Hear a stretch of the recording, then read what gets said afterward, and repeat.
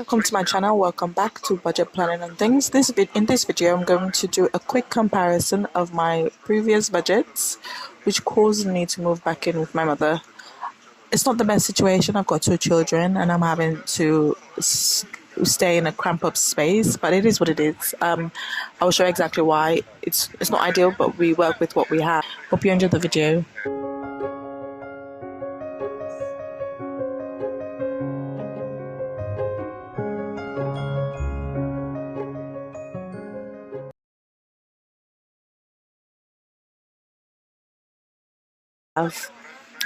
When I first moved into the flat, I moved in with my sister, so everything was half.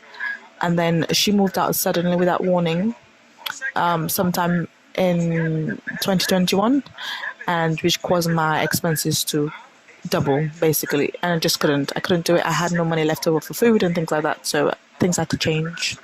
Oh, that's a big marker. Don't know how this is going to work. So I moved sold flat in 2019 with my sister, and we shared the expenses. So I'm just going to map out what it was back then when I first moved in. So my income was about 2033.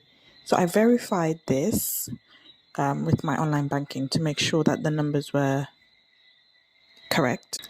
And this is my household expenses that I'm just about to write out now. So we have my rent. My share of the rent was £400. Now remember, it's my share that I am breaking down for you. And then council tax, my share was £70. And then electricity, my share was about £30. Bearing in mind that this fluctuated, gas was about £30. Internet was about £15. This did not fluctuate. And then we've got water, which was about £15. We didn't use a lot of water. Water is not that expensive. Then I'm going to move on to my credit accounts.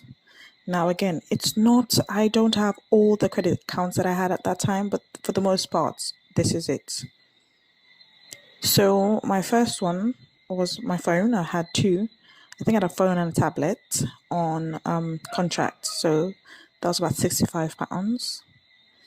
Then I had insurance, phone insurance, which was about £11. Then I took a lot of payday loans back then, and I'll say why in the end.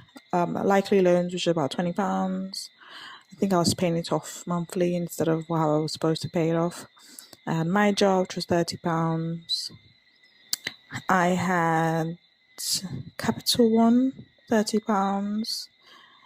I had a loan that I was paying back from a friend for me to pay my deposit for my school when I went to postgrad.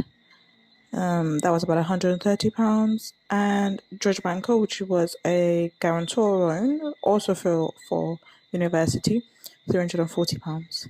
I had Klarna that I bought some things with on using £25. The next category is transport. I only have two things here.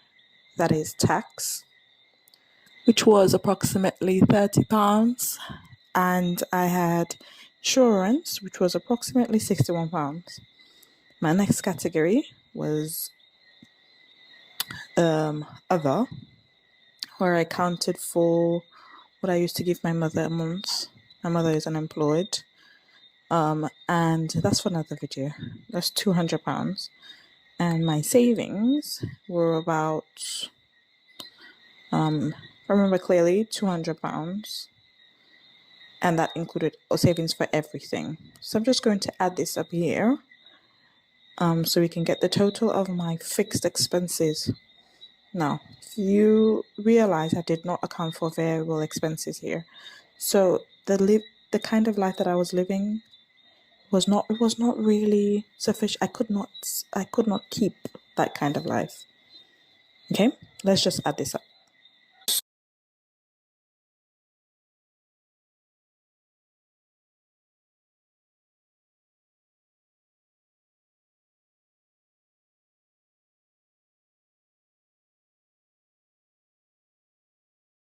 So the total here was £1,712.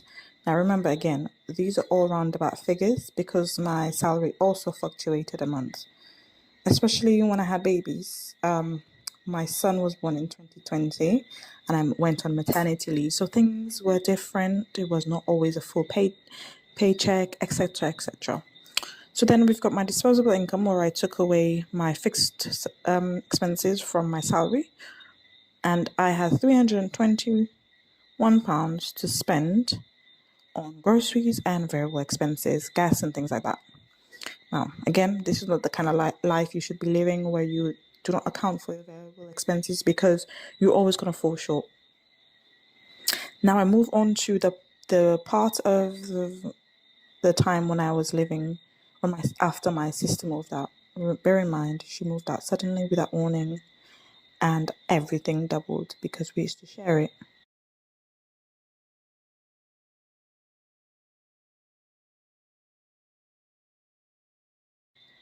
So my income was about the same, and that didn't change very much. Although, again, at this point, I had my second child, and my pay was very unstable.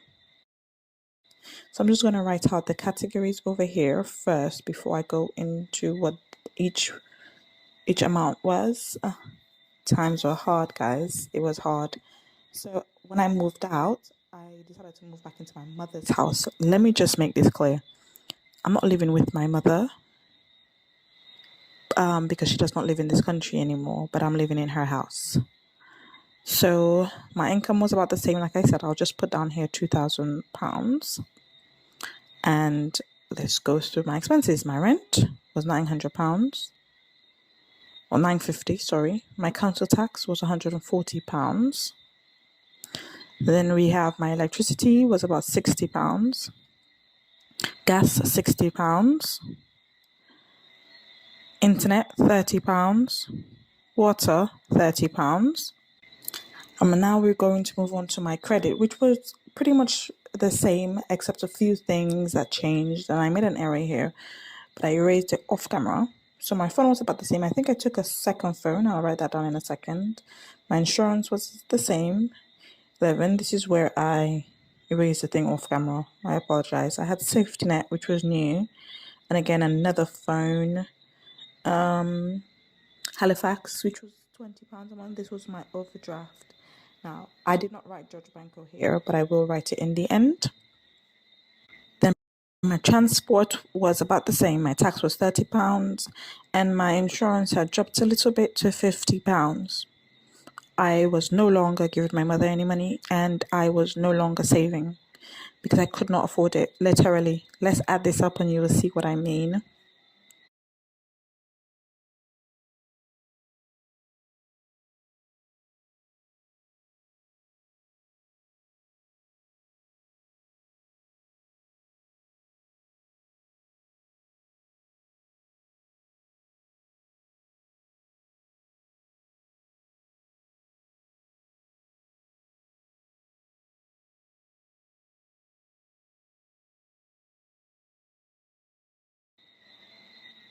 Okay, I'm just going to add George Banco here. I was still paying for that guarantor loan. I have that for about 4 years or so to pay off. It's a nightmare, guys. I was going to use the B word, but I won't. So the new total was £1,916. Can you believe it?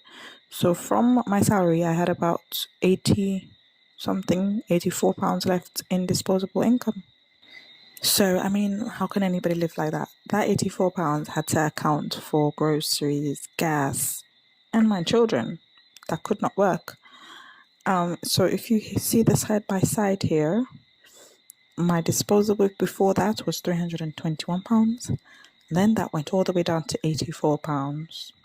I couldn't. I had to ask my landlord for a chance to pay. I had to ask my creditors for a chance to pay, and it was getting too much. I was getting depressed. Now I will show you currently what I spend and what I have. So